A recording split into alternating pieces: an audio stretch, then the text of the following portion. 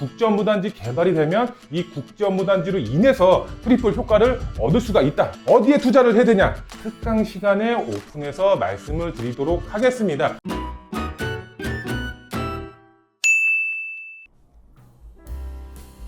안녕하십니까 애청자 여러분, 돈되는 부동산 함주원입니다. 네, 오늘은 시청자분들에게 용산에 대해서 이야기를 해드리는 시간 갖도록 하겠습니다. 용산 개발 계획이 계속해서 나오고 있죠. 정말 엄청난 개발 계획들이 연이어서 계속해서 나오고 있는 상황인데요. 그런데 이 용산이 올 연말에 또 개발 계획을 발표할 예정입니다. 그래서 오늘은 이 연말에 개발 계획이 어떤 것이 발표가 되고 그거에 따라서 투자자분들은 어떻게 준비를 하셔서 이 개발 계획에 맞춰서 이 용산이라는 입지 안에서 수익을 어떻게 하면 볼 수가 있는지 오늘 영상을 통해서 알아보는 시간 갖도록 하겠습니다. 네, 첫 번째로 보시게 되면 15년이 걸렸습니다. 15년 전에 사업을 추진했다가 무산이 됐는데 15년 만에 다시 추진이 된다라고 보시면 될 것 같은데요. 뒤에 나오죠? 바로 국제업무단지라고 보시면 될 것 같은데요. 이 국제업무단지가 첫 삽을 뜨게 됩니다. 언제? 2024년도에 첫 삽을 뜨게 되는데 어떻게 개발이 되는지 첫 번째로 알아보도록 하겠고요. 두 번째로 봤을 때 용산의 입지는 미쳤습니다. 용산에 관심이 있으신 분들은 대부분 공감이 가실 겁니다. 그만큼 입지가 상당히 좋은 지역이 바로 용산인데요. 이 용산 안에서도 국제업무단지 개발이 되면 이 국제업무단지로 인해서 트리플 효과를 얻을 수가 있다. 어떤 트리플 효과를 얻을 수가 있는지 두 번째로 보도록 하겠고요. 마지막 세 번째로 봤을 때 용산에 점 하나는 무조건 찍어야 된다, 이런 말이 있죠. 가장 좋은 점의 위치는 어디일까요? 제가 마지막 세 번째로 알려드리도록 하겠습니다. 15년이 걸렸던 용산 국제업무단지 어떻게 개발이 되는지 보도록 하겠습니다. 첫 번째로 봤을 때 24년도죠. 24년도에 기반시설이 착공이 되고 바로 25년도에 앵커 부지가 착공이 된다. 옆에 이제 사진을 보시게 되면은 49만 3천 제곱미터라고 나와 있습니다. 약 40% 정도의 공원이 개발이 된다라고 보시면 될 것 같고요. 그 다음에 옆에 또 그림이 나와 있죠. 융복합 단지로서 GTX라든가 UAM, 그 다음에 KTX, 지하철, 도로교통, 바로 이 황색 부분이죠. 이 황색 부분에 같은 경우는 바로 지하도로로 만들어진다라고 보시면 될 것 같습니다. 업무와 주거와 환경, 그 다음에 교통까지 아우르는 국제업무단지로 개발이 된다. 밑에 나와 있죠. 밑에 나와 있는데요. 23년도죠. 이제 올해죠. 올해 같은 경우는 도시개발 계획을 확정을 한다. 그게 올 연말에 발표가 될 예정이고요. 24년도죠. 24년도에는 기반시설이 착공이 돼서 25년도에 앵커 부지가 착공이 되면서 언제 개발이 완료가 된다? 27년에서 28년도에 개발이 완료가 될 것으로 보여지고 있습니다. 이 국제업무단지가 개발이 되면 자체에 대한 개발 호재가 주변으로 퍼지면서 주변의 지가도 크게 상승을 시킬 수가 있다. 네, 그러면 두 번째로 봤을 때 두 번의 실패가 있었습니다. 그런데 이번 국제업무단지가 지금 사업이 시작함에 있어서 성공을 할 수가 있을까요? 이런 의심도 당연히 들 수밖에 없습니다. 과거에 실패를 했었기 때문에 이것을 다시 되풀이하는 것이 아닌가, 이런 우려의 목소리도 나오고 있습니다. 보시면 2001년도죠. 2001년도에 이제 업무단지로 지구 지정이 됐었습니다. 그리고 2006년도에 계획이 수립이 됐고 2007년도에 마스터 플랜이 발표가 됐습니다. 그런데 여기까지는 좋았습니다. 여기까지는 좋았는데, 그런데 2008년도죠. 2008년도에 사업 위기가 닥쳤습니다. 왜 사업 위기가 닥쳤을까요? 이때 바로 금융위기가 터졌습니다. 금융위기가 터지면서 이 국제업무단지가 휘청휘청했습니다. 그런데 여기서는 잘 넘어갔습니다. 어떻게 해서는 꾸역꾸역 잘 넘어갔다가 바로 2013년도에 최종적으로 사업이 무산이 됐었습니다. 그런데 여기 사업이 왜 무산이 됐었을까요? 이때 국제업무단지를 보게 되면은 이 국제업무단지만 개발이 되는 것이 아니라 이 아래쪽이죠. 이 아래쪽 서부 이촌동까지도 같이 개발 사업에 포함이 됐었습니다. 무리하게 사업이 확장이 된 겁니다. 이 국제업무단지 안에 있는 보상도 해줘야 되는데 여기 서부 이촌동에 대한 보상 절차까지 같이 맞물리면서 보상에 대한 금액이 커지다 보니까 사업이 지연이 되고 거기에 따라서 금융위기까지 같이 오면서 이자 부담으로 인해서 사업이 무산이 됐다. 이렇게 이제 보시면 될 것 같고요. 그 다음으로는 계속적으로 어떻게 해서든 계속 추진하려다가 실패를 했다가 2020년도죠. 공급 부족 현상이 뚜렷하게 나타났었습니다. 문재인 정부 시절이죠. 그때 이 국정부단지가 나대지로 계속 놀고 있었죠. 그래서 이 국정부단지 안에 8,000세대 이상의 건물을 짓겠다 이렇게 발표를 했죠. 그런데 어떤 건물이었나요? 바로 주택 공급이었습니다. 주택 공급도 민간 임대 아파트가 아니라 공공에서 하는 임대 아파트를 여기 국정부 단지에 8,000세대 이상으로 건물을 짓겠다라고 발표를 했었습니다. 그러면은 이 주변이죠. 이 주변에 있는 시민들이 반대가 극심했습니다. 막 플랜카드 들고서 절대 반대한다 이런 시위까지 하면서 여기에 8,000세대가 들어가는 것은 막을 수가 있었습니다. 그리고 나서 2021년도죠. 2021년도에 오세훈 시장이 이제 보궐선거로 나오면서 이때 국정부 단지를 다시 추진하겠다라고 발표를 했습니다. 그런데 여기에 중요한 것은 요거죠. 오세훈 시장이 당선이 됐습니다. 서울시장으로 오세훈 시장이 당선이 되고서 공약을 이행을 하고 있는 겁니다. 국정부 단지를 다시 추진을 시키고 있는 겁니다. 2023년도 이제 국정부 단지가 본격적으로 개발이 될 수가 있게끔 현재 추진이 되고 있는 거고요. 2023년도 올 연말에 개발 계획 확정 발표가 난다. 그런데 여기서 중요한 점은 이겁니다. 그런데 이것만 갖고 사업의 성공 유무를 판가름하기는 힘듭니다. 저는 이것을 설명을 드리고 싶은데요. 바로 코레일하고 SH 공공에서 공동으로 사업이 추진이 된다라고 보시면 될 것 같습니다. 공공에서 추진이 되고 있기 때문에 사업 무산 확률이 굉장히 낮다 이렇게 보시면 될 것 같은데요. 보시면은 이제 코레일이죠. 코레일이 지분 70%, 그 다음에 SH가 지분 30%로 공동으로 사업이 추진이 되는데요. 이 공공이죠. SH에서 부지 조성 및 인프라를 구축을 하고 그 다음에 민간 바로 코레일이죠. 이 코레일이 건물을 멋지게 짓고 마무리하는 사업 방식이다. 이렇게 이제 보시면 될 것 같습니다. 공공 사업으로 사업을 추진을 하고 있기 때문에 망할 확률은 극히 드물다. 그 다음에 마지막 세 번째로 봤을 때는 서울 하면은 떠오를 수가 있는 대표 랜드마크가 된다. 국정부 단지 이렇게만 개발이 된다라고 했을 때에도 정말 우리나라를 대표하는 상징적인 건물과 공원과 여가 시설이 만들어진다라고 보시면 될 것 같은데요. 여기 보시면은 업무면 업무, 주거면 주거, 그 다음에 환경이죠. 녹지 공간 만들고요. 그 다음에 교통도 서울역하고 가깝고 이 아래쪽으로 신분당선도 추가적으로 들어올 수도 있고요. 그 다음에 지하로는 자동차가 다닐 수가 있게끔 만든다라고 하고 있습니다. 바로 여기에 또 플러스해서 유예 바로 드론 택시 이것으로 인해서 교통의 효과가 굉장히 크게 극대화될 것으로 보여지고 있습니다. 거기에 플러스해서 여가라든가 문화라든가 거기에 또 혁신적인 디자인이죠.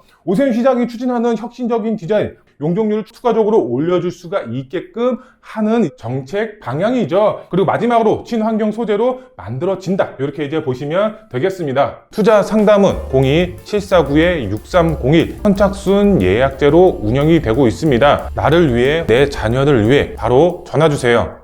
이 국정부 단지가 개발이 됐을 때 자체 개발 효과가 발생이 될 수밖에 없죠. 세계적인 건축 디자인과 건물 높이로만 봤을 때도 롯데타워보다 더 높게 올라갈 수가 있기 때문에 이 자체 개발 효과도 엄청나게 높다라고 보시면 될 것 같은데요. 여기 사진이 나와 있죠. 어떤 건축물인가요? 바로 잠실에 있는 롯데타워 건물입니다. 층수로만 봤을 때 123층이죠. 123층으로 건물이 굉장히 높게 형성이 되어 있습니다. 세계 5위입니다. 세계 5위의 건축물이라고 보시면 될 것 같은데요. 555m의 건축물 높이를 가지고 있다. 이 롯데타워 같은 경우는 용적률을 받았을 때가 800%였습니다. 네, 옆에 그림을 보시게 되면은 국정부 단지 그림이 나와 있죠. 이 국정부 단지가 개발이 됐을 때 가장 높게 건물이 올라가는 층수가 111층입니다. 지금 현재의 계획으로는 111층까지 올라갑니다. 롯데타워는 126층인데 국정부 단지는 111층밖에 안 되나요? 이렇게 생각하실 수도 있겠지만 바로 용적률을 몇 프로 받는다? 바로 1500%를 용적률을 받게 됩니다. 그런데 여기에 플러스해서 오세훈 시장이 추진하는 사업 중에 한 가지 사업이 있죠. 혁신적인 디자인이라고 말씀을 드렸습니다. 이 1500%에서 혁신적인 디자인이 들어갔을 때 추가적인 용적률을 받을 수가 있다라는 점입니다. 여기에 100이든 200%든 추가적인 용적률을 받았을 때 1600%에서 1700%까지 용적률을 받을 수가 있다. 거기에 정말 최대로 올라갔을 때는 1800%까지도 가능하다라고 보시면 될 것 같은데요. 그러면은 지금 현재 계획은 몇 프로냐? 현재 계획으로만 봤을 때 높이로만 봤을 때 620m입니다. 620m로 지금 111층으로 만든다라고 하고 있습니다. 지금 제가 앞서서 말씀을 드렸을 때는 롯데타워는 555m였습니다. 롯데타워는 층고가 낮으면서 이제 층수를 굉장히 많이 뽑아낸 상황이고요. 이 국정부 단지 같은 경우는 층고를 높여서 층수는 조금 낮게 가져간다라고 보시면 될 것 같은데요. 이 롯데타워 같은 경우는 세계 5위의 건축물이라고 말씀을 드렸죠. 건축물로 봤을 때 최고 높은 건물이 무엇이지? 이렇게 생각하면 당연히 롯데타워를 생각을 하실 겁니다. 하지만 그 인식이 변한다. 국제무단지로 인식이 변한다라고 보시면 되겠습니다. 두 번째로 봤을 때는 바로 용산공원입니다. 용산공원, 우리나라를 대표하는 공원으로 탈바꿈이 될 예정이죠. 정부나 아니면은 서울시장이 지금 얘기하는 것은 제2의 센트럴파크로 만든다라고 하고 있습니다. 지도상으로 봤을 때 지금 초록색 부분이죠. 이 초록색 부분이 용산공원으로 탈바꿈이 될 예정인데요. 국정무단지로만 봤을 때는 이 국정무단지가 여기에 이제 빌딩이 만들어진다. 이 빌딩이 만들어지면서 이 용산공원의 조망까지도 가능하다라고 보시면 될 것 같습니다. 뉴욕 센트럴파크 공원 주변이 어떻죠? 다 고층 건물로 되어 있습니다. 지가가 굉장히 높습니다. 평당 3억, 4억 하는 곳이 뉴욕 센트럴파크 주변 지가 평당가다라고 보시면 될 것 같은데요. 여기에 이 용산공원이 만들어지고 국정무단지가 만들어졌을 때 평당가 어떻게 될까요? 정말 뉴욕 센트럴파크처럼 평당가가 정말 1억, 2억, 3억까지도 나갈 수가 있게끔 만들어진다. 국정무단지와 이 용산공원의 시너지 효과가 굉장히 크게 작용할 수밖에 없다. 이렇게 이제 설명을 드릴 수가 있겠고요. 그리고 마지막으로 봤을 때는 바로 한강입니다. 이 한강, 우리나라를 대표하는 이제 자연환경 중에 한 곳이죠. 우리나라 대표 아파트들 지금 어디에 다 즐비해 있나요? 뭐 청담동 아니면은 뭐 반포 이런 데 빼고 정말 한강 주변의 주변 아파트들 값을 보게 되면은 대부분 가격들이 다 높습니다. 정말 노후되어 있는 주택 단지들도 가격이 높은데 거기에 이제 용산의 대표 아파트 첼리투스라든가 성동구의 트리마제라든가 아니면 거기에 이제 앞으로 나올 성수 전략 정비구역 같은 경우는 평당 2, 3억이 나갈 것으로 예상이 되고 있습니다. 그만큼 이 한강변이 주는 지가 상승치가 굉장히 크다라고 보시면 될 것 같은데요. 그런데 이 국정무단지가 만들어졌을 때 오른쪽으로 봤을 때는 공원 조망이 가능하고 왼쪽으로 봤을 때는 한강 조망이 가능하다. 정말 더블 트리플의 효과를 받을 수가 있는 곳이 바로 국정무단지 주변이다. 네, 그렇다면은 이 용산구가 이렇게 좋은데 제가 앞서서 뭐라고 말씀을 드렸죠? 이 좋은 용산구 안에 점 하나는 무조건 찍어야 되는데 어디 점이 그렇게 좋은지. 그런데 먼저 짚고 넘어가야 할 방향이 있습니다. 어떤 방향일까요? 우리가 집값을 결정하는 투자 방향에 있어서 가장 중요한 부분은 바로 정부의 정책 방향이라고 보시면 될 것 같은데요. 바로 공급입니다. 공급에 초점이 맞춰져 있다. 오른쪽 화면을 보시게 되면은 뉴스 헤드라인 머리사가 나와 있습니다. 내년부터 공급 대란 시작된다. 이런 머릿말이 나와 있고요. 그 다음에 착공 실적 뚝 2, 3년 뒤 신축 아파트 공급 부족 현실화되나 이런 내용들도 나와 있고요. 그 다음에 3년 후 서울 아파트 공급 부족 오나 지난해 주택 인허가 13년 만에 최저 수치 이렇게 나와 있습니다. 그만큼 인허가가 없으면은 착공도 없고 착공도 없으면은 공급이 없겠죠. 그렇기 때문에 공급 부족 현상을 해결하기 위해서 정부가 나섰습니다. 밑에 그래프를 보시게 되면은 지금 2024년도, 2025년도 그래프를 보시게 되면 공급 물량이 반토막이 났습니다. 적정 수용, 이 점 빨간색 점선의 적정 수용 물량보다 지금 반토막이 났습니다. 그만큼 공급 부족이 없는데 지금 2026년도, 27년도에는 공급이 아예 없는 실정입니다. 그렇기 때문에 정부의 정책 방향은 무엇이다? 바로 공급이다 라고 보시면 될 것 같습니다. 그러면 답이 나왔죠? 공급이 부족하면은 어떻게 할까요? 정부의 입장에서는 정비 사업을 활성화할 수밖에 없겠죠. 우리는 정비 사업에 주목을 해야 된다라고 보시면 될 것 같은데요. 그래서 투자자분들은 어떻게 된다? 정비 사업에 투자를 하셔야 된다. 지금 시장 자체가 투자하기는 상당히 껄끄러운 시기다 이렇게 말씀하시는 분들도 있습니다. 이 껄끄러운 시기 안에서도 정부의 정책 방향대로 이 방향에 올라타시면은 투자 기회는 분명히 온다라고 보시면 될 것 같은데요. 그렇기 때문에 우리는 정비 사업에 투자를 해야 되는데 정비 사업하면 어떤 정비 사업이 있을까요? 재건축이죠. 먼저 첫 번째로 재건축을 먼저 말씀을 드릴 수가 있겠는데 이 재건축 같은 경우는 어떻죠? 고액으로 들어갈 수밖에 없습니다. 그렇지만 내가 고액으로 현금 자산이 있다 그런 분들의 경우는 이 용산 안에서도 서부 이촌동이라든가 동부 이촌동의 재건축이나 리모델링이 현재 추진이 되고 있는 이런 지역에 먼저 들어가셔서 재건축을 노려보시는 것도 현명한 판단이다 이렇게 보시면 될 것 같습니다. 용산공원의 수혜와 한강변의 수혜를 동시에 받아볼 수가 있다. 두 번째로 봤을 때는 바로 재개발이죠. 재개발에 투자를 하시면 된다. 그런데 이 재개발 안에서도 고액이 있고 소액이 있습니다. 고액은 이미 재개발 사업이 추진이 되고 있는 지역에 들어가시는 방법이 있고 그 다음에 소액은 재개발 예정지 쪽에 투자를 하시는 방법이 있습니다. 그런데 재개발이 이미 추진이 된 지역의 경우는 나중에 수익성이 클까요? 작을까요?